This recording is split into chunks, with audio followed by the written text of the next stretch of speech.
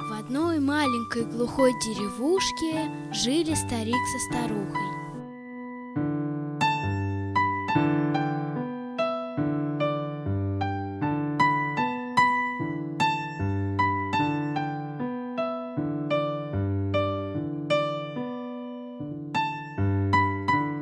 Как-то под вечер пошла старуха набрать воды из колодца. Заглянула в колодец и увидела в нем луну.